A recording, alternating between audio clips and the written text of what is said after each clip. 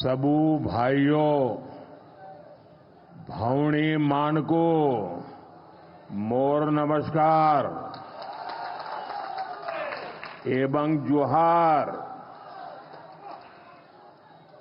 ओडिसार मोर सबू परिवारजन मां मौसी भाई भौणी जूब साथी मानको शुभेच्छा ओ अभिनंदन।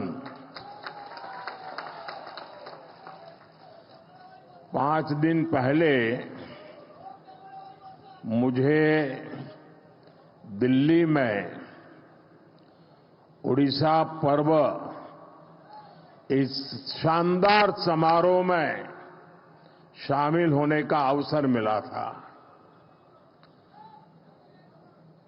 और बहुत बढ़िया मसाले वाली चाय भी पी थी।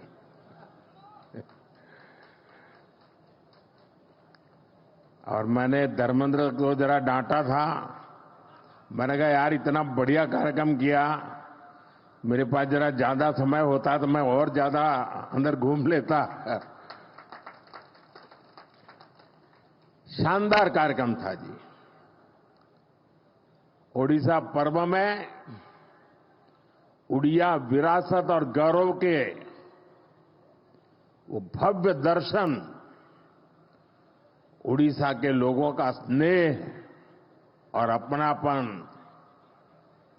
वो मेरे लिए बहुत ही यादगार पल है। आज मुझे बाबा लिंगराज की पावन धरती पर आने का सौभाग्य मिला है। मैं इस एकाम्र क्षेत्र को प्रणाम करता हूं। मैं महाप्रभु जगन्नाथ के चरणों में प्रणाम करता हूं। साथियों, यहां एयरपोर्ट पर ही इतनी संख्या में आपका आना, उड़ीसा के लोगों का आना, और मुझे तो इसका एंड दिखता ही नहीं है, लोग ही दिखते हैं।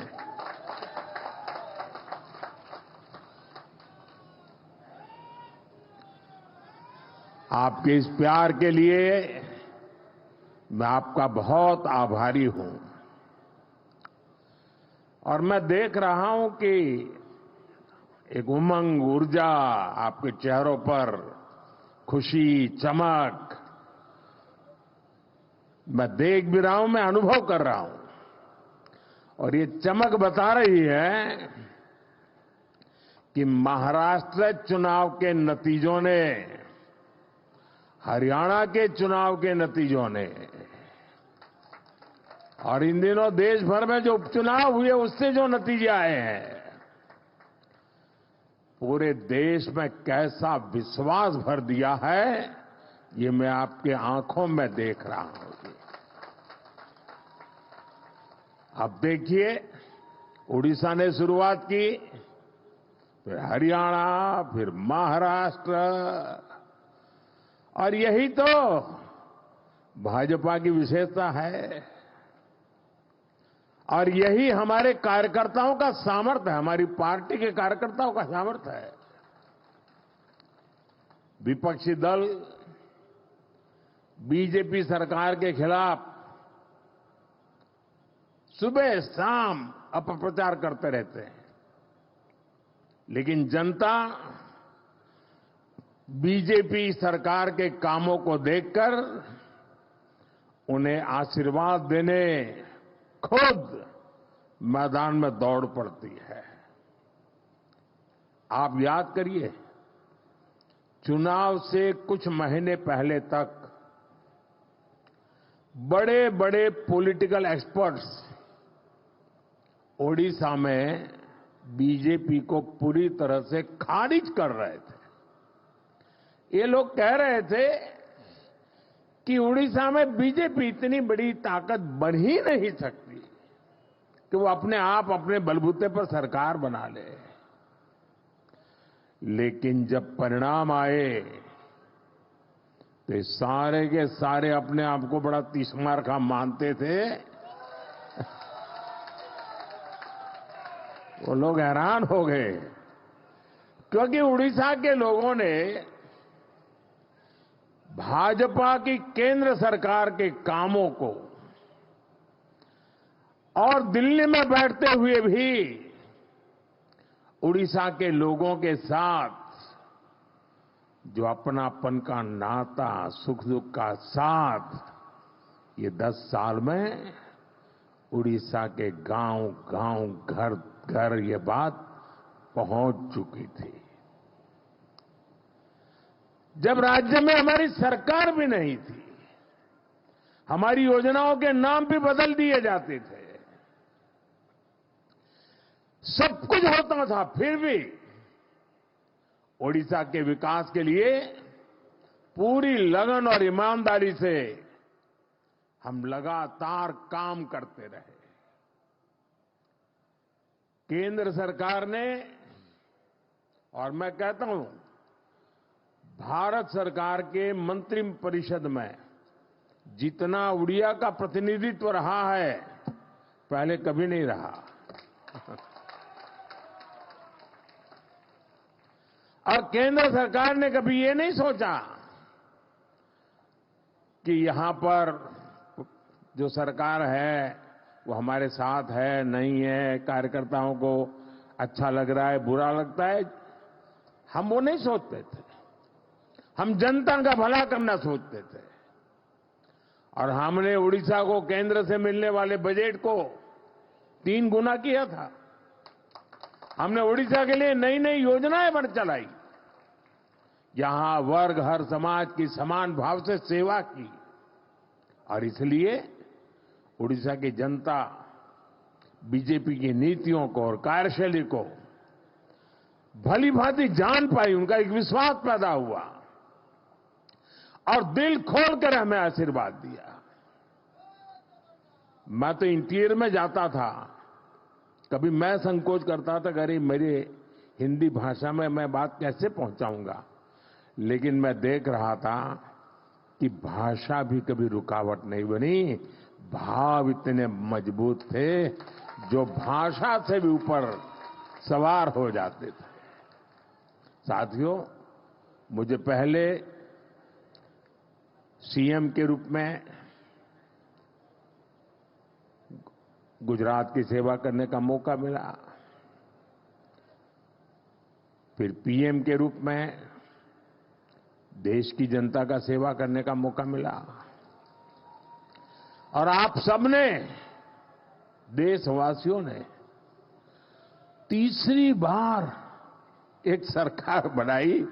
मैं दुनिया में जहां भी जाता हूं, सारा दुनिया के लोगों को लगता है भाई क्या बात है, हिंदुस्तान के लोग 140 करोड़ का देश, इतना बड़ा देश, और लगातार एक सरकार को बार बार चुनता जा रहा है। हम 14 में आए, 19 में आए, उससे दुनिया में जितना प्रभाव था 24 में उससे अनेक गुना ज्यादा हो गया है। और साथियों, जब मैं सीएम पीएम के रूप में काम करता रहा, मैंने राजनीति के अलग अलग रंग देखे हैं, मैंने उसके तरीके भी देखे हैं, और मैं मानता हूं कि राजनीति में नीतिगत विरोध ये बहुत स्वाभाविक है, ये लोकतंत्र का स्वभाव है। किसी भी निर्णय को लेकर अलग अलग मत हो सकते हैं। राजनीतिक दल अपने हर तरह के विचार जनता के बीच ले जाते हैं, और पूरा अवसर होता है जनता को प्रशिक्षित करने का। हर राजनीतिक दल को राजनीतिक विचार को हक होता है, और ये अधिकार का भरपूर उपयोग कर भी सकते हैं। राजनीतिक दल अपनी बात जनता के बीच पहुंचाने के लिए, जनता को जागरूक करने के लिए आंदोलन भी करते रहते हैं। लोकतंत्र की, संविधान की मर्यादाओं में रह करके अपने विचार को प्रकट भी करते हैं। और आंदोलन पहले भी होते थे, आंदोलन आज भी होते हैं, लेकिन पिछले कुछ समय से एक बहुत बड़ा बदलाव आप सभी महसूस कर रहे होंगे। भारत की संविधान की भावनाओं के उसे कुचल दिया जाता है। लोकतंत्र की सारी मान मर्यादाओं को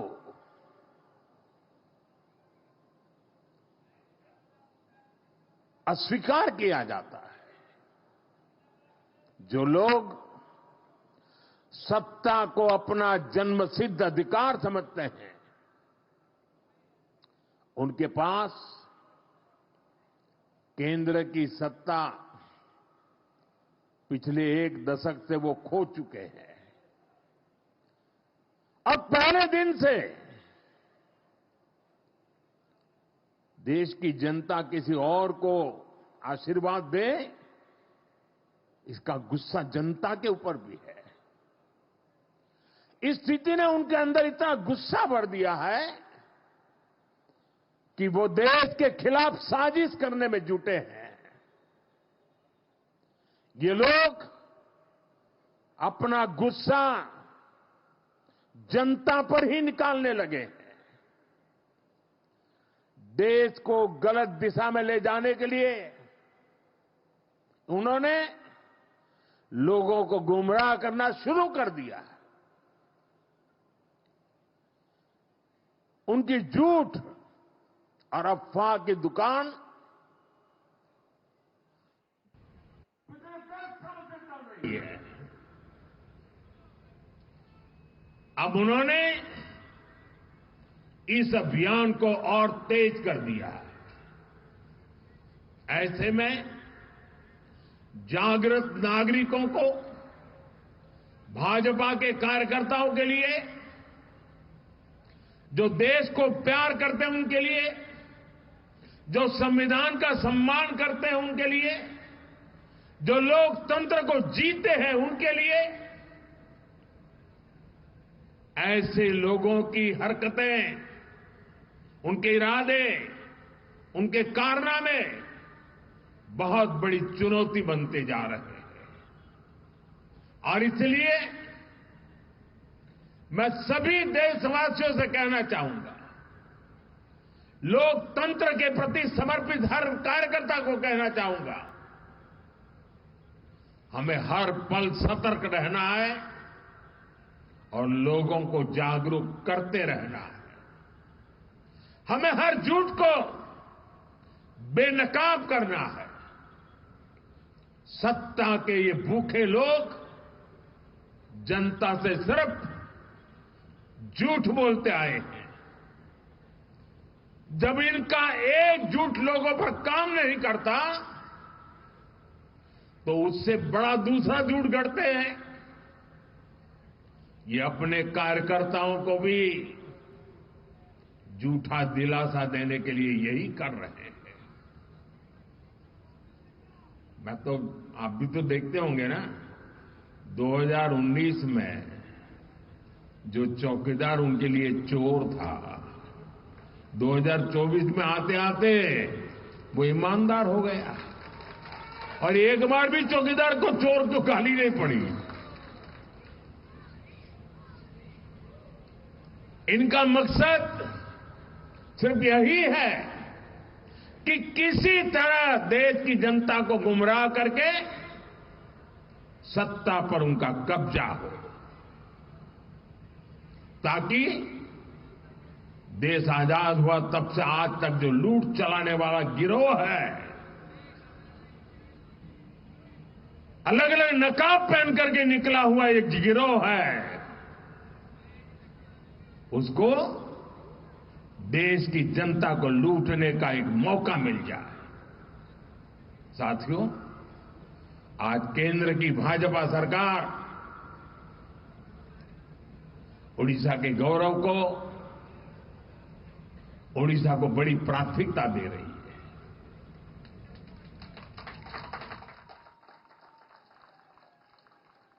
इसी महीने ओडिशा में आप सभी ने बाली यात्रा का भव्य आयोजन किया, सफल आयोजन किया है। और अभी मैं यहां डीजीपी कॉन्फ्रेंस में हिस्सा लेने आया हूं। और आप में से बहुत लोगों को आश्चर्य, यहां के मीडिया के लोगों को भी आश्चर्य होगा। हमारे देश में लगभग 125 साल से ये डीजीपी कॉन्फ्रेंस चल रहा है, हर वर्ष हो रहा है। 125 साल से, अंग्रेजों के जमाने से चल रहा है। 125 साल से डीजीपी कॉन्फ्रेंस चल रहा है, उड़ीसा में पहली बार हो रहा है। देश भर के इस क्षेत्र के जो प्रमुख लोग हैं, वो 2 दिन यहां बैठ करके महाप्रभु जी की इस पवित्र धरती से प्रेरणा लेकर के अपने अपने क्षेत्र में जाने वाले हैं।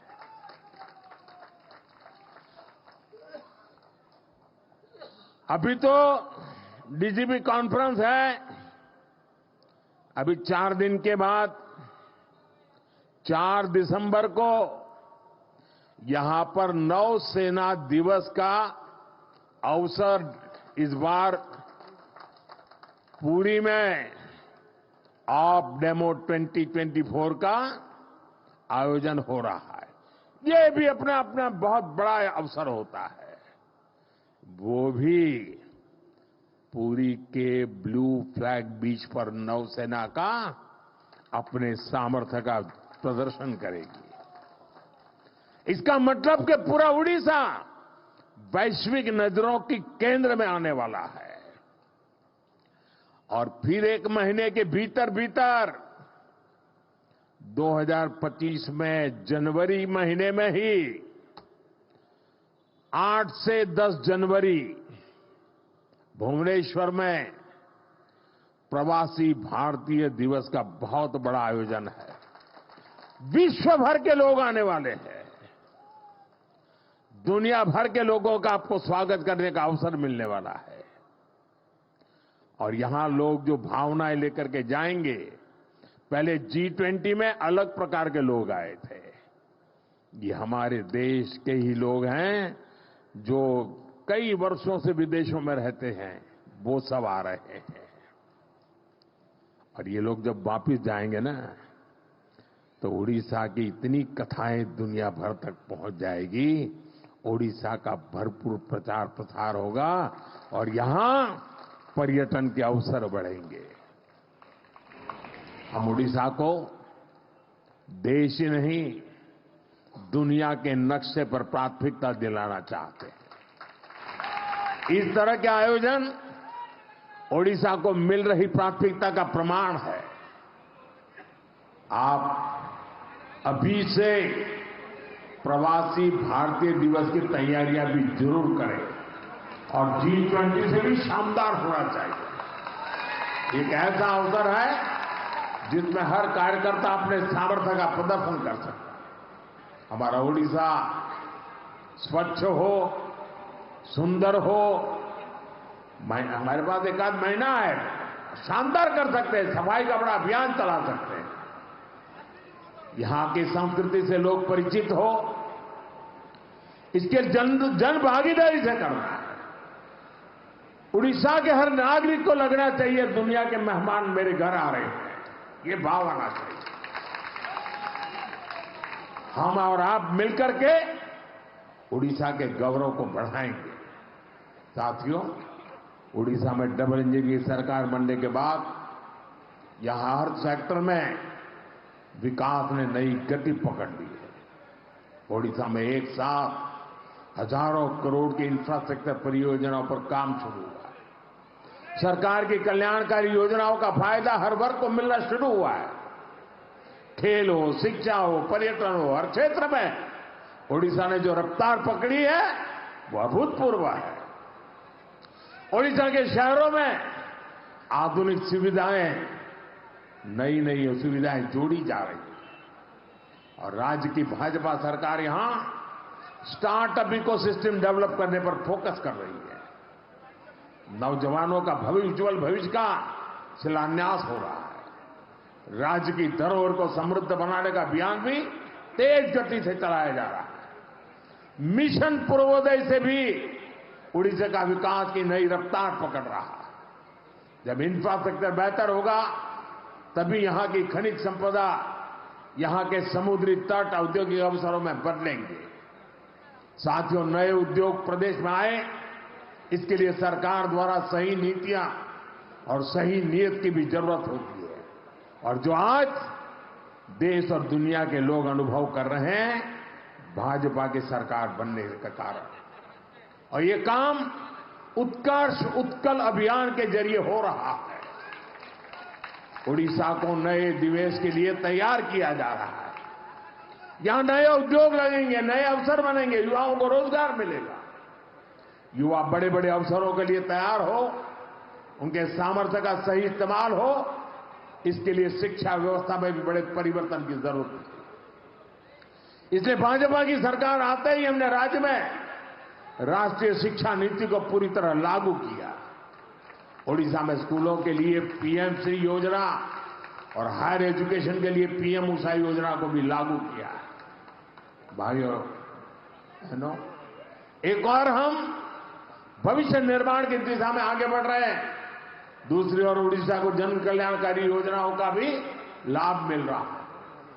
उड़ीसा के लाखों गरीब परिवारों को पक्का मकान देने का अभियान तेजी से आगे बढ़ रहा है।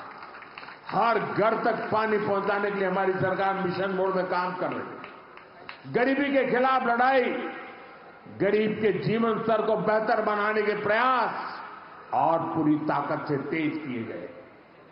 साथियों, उड़ीसा के लोग हमारी सरकार आने के बाद एक और बड़ा अंतर देख पा रहे हैं। हमारे मुख्यमंत्री मोहन चरण मांझी जी आज उड़ीसा के अलग अलग हिस्सों का दौरा कर रहे हैं। उड़ीसा को पहली बार गांवों में पता चलता है कि मुख्यमंत्री गांव में भी कभी आते हैं।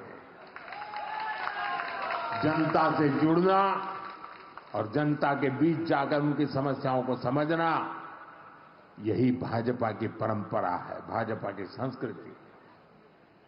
साथियों, बीजेपी की सरकारें इतनी सफल इसलिए होती है क्योंकि हमने इस देश की आधा आबादी महिलाएं, उनके विकास पर भी उतना ही तवज्जो दिया है, उतना ही महत्व दिया है।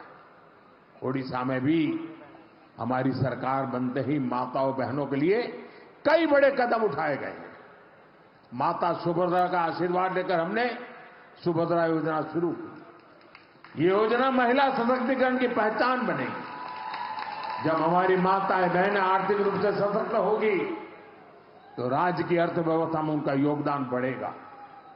मुझे खुशी है कि बीजेपी के प्रयासों से ओडिशा की आदिवासी बेटी द्रौपदी मुर्मू जी आज देश की राष्ट्रपति है। इससे पूरे देश के आदिवासी समाज का गौरव बढ़ा है। मुर्मू जी के देश के सर्वोच्च पद पर आसीन होने से हर वर्ग की बेटियों में आत्मविश्वास बढ़ा है। एक आदिवासी बेटी की यात्रा आने वाली कई पीढ़ियों तक प्रेरित करेगी। साथियों, ओडिशा में जनजातीय कल्याण के लिए कई महत्वपूर्ण कदम उठाए गए। ओडिशा के 13 आदिवासी समुदायों को पीएम जनमन योजना का लाभ मिल रहा है। आदिवासी बच्चों की पढ़ाई बीच में न छूटे, इसके लिए उनके घर के पास ही स्कूल की सुविधा देने का प्रयास किया जा रहा है। उड़ीसा के आदिवासी बहुल इलाके में एकलव्य मॉडल आवासीय स्कूल खोले गए। साथियों, चुनाव के समय मोदी ने आपको कहा था कि जो गारंटी मैं दूंगा उसे तेजी से पूरा किया जाएगा। आज उड़ीसा में हमारी सरकार हर गारंटी को पूरा करने के लिए काम कर रही है। अब उड़ीसा में धान की खरीदारी 3,100 रुपये प्रति क्विंटल में की जा रही है। इसके लिए राज्य सरकार के बजट में 5,000 करोड़ रुपए की व्यवस्था की है। पिछले हफ्ते राज्य सरकार ने बरगढ़ जिले से बढ़ी हुई दर से धान खरीदना शुरू कर दिया। इसी तरह हम अपनी हर गारंटी को तेजी से पूरा कर रहे हैं।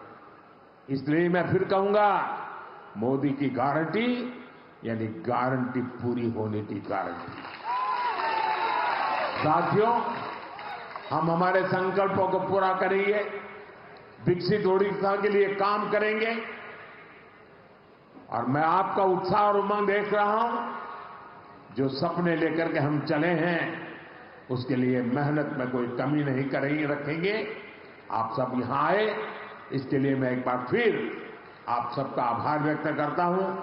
दरअसल तो मैं एक आज सरकारी मीटिंग के लिए आया हूं, लेकिन हमारे धर्मेंद्र जी वगैरह ने तय किया नहीं, हम तो चाहते हैं, तो मुझे अच्छा लगा, आप सबके दर्शन करने का मुझे मौका मिल गया।